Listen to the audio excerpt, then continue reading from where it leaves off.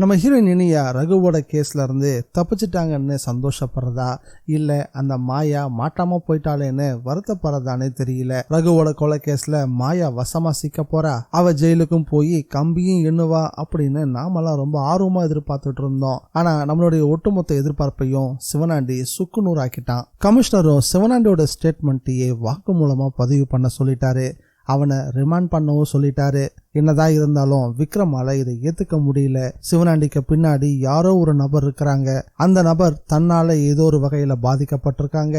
தன்னை பழி வாங்கறதுக்காகவோ இல்ல இனியாவை பழி வாங்கறதுக்காகவோ தான் இந்த விஷயம் எல்லாத்தையும் திட்டம் போட்டு பண்ணிட்டு இருக்காங்க அப்படின்னு விக்ரம் உறுதியா நம்பிட்டு இருக்காரு. அது யாருன்னு தெரியாம அவருக்கு தலையே வெடிக்கிற மாதிரி இருந்துச்சு. விக்ரம் சிவனாண்டி அரெஸ்ட் பண்ணி ரிமாண்ட் பண்ணிட்டாரு அப்படின்னா ரகுவோட கேஸ் கிட்டத்தட்ட க்ளோஸ் பண்ண மாதிரி ஆயிடும். மாயா அதன் பிறகு ரொம்ப சுதந்திரமா வெளியே நடமாட ஆரம்பிப்பா. அவளை மறுபடியும் இந்த கேஸ்குள்ள கொண்டு வர்றது அவ்வளவு சாமானியமான விஷயமா தெரியல. ஏன்னா கன்விக்ட் ஆன ஒரு கேஸை மறுபடியும் ஓபன் பண்றதுக்கு ரொம்ப ஸ்ட்ராங்கான எவிடன்ஸ் வேணும். மக்களே, இந்த கேஸ் பத்தி நீங்க என்ன யோசிக்கிறீங்க? இந்த கேஸ்ல மறுபடியும் மாயாவை கொண்டு வர முடியுமா இல்ல சிவனாண்டியோட இந்த கேஸ் முடிஞ்சிருமா? உங்களோட கருத்தை மறக்காம கமெண்ட்ல பதிவு பண்ணுங்க. வணக்கம் மக்களே, வெல்கம் டு TNVG ரிவ்யூ.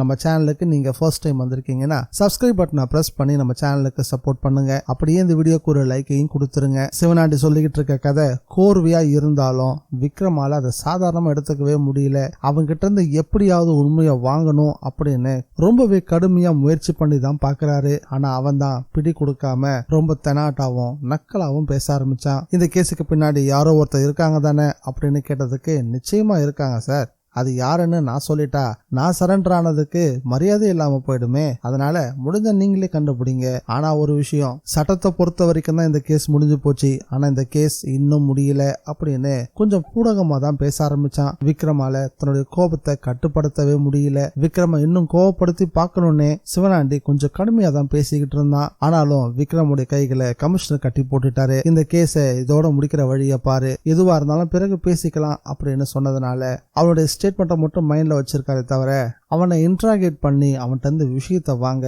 அவரால் முடியல. சிவனாண்டியோட பேச்சும் நடவடிக்கைகளும் விக்ரமையும் சரி சுபாஷையும் சரி அதீதமா கோவப்படுத்த தான் ஆரம்பிச்சது. விக்ரம் எங்க அளவுக்கு அதிகமா கோவப்பட்டு ஏதாவது அவனுக்கு காயத்தை ஏற்படுத்திடுவாரோ அப்படின்னு சுபாஷ் விக்ரம ஆசுவாசப்படுத்துறதுலயே ரொம்பவும் குறியா இருந்தாரு. இந்நேரத்துக்கெல்லாம் கண்ணாயிரத்துக்கு தான் பையன் கொலை வழக்குல யாரு சம்பந்தப்பட்டிருக்கானோ அவன் கிடைச்சிட்டான்ற தகவல் போய் சேர்ந்திருக்கும். கண்ணாயிரமோ கண்ணாயிரத்தோட பொண்டாட்டியும் வேக வேகமா அந்த அக்யூஸ்ட் யாருன்னு பாக்குறதுக்கு ஸ்டேஷனுக்கு வந்திருந்தாங்க. வந்த இடத்துல கண்ணாயத்தோட பொண்டாட்டி சிவனாண்டிய பார்த்துட்டு ரொம்ப எமோஷனலா பேச ஆரம்பிச்சா.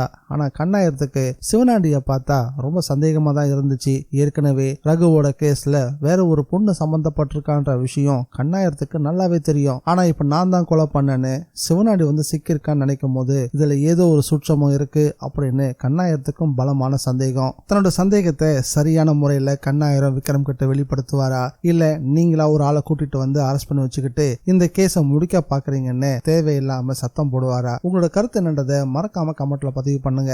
இந்த வீடியோ பிடிச்சிருந்தா லைக் பண்ணுங்க, ஷேர் பண்ணுங்க. மீண்டும் அடுத்த வீடியோல சந்திக்கலாம். By guys.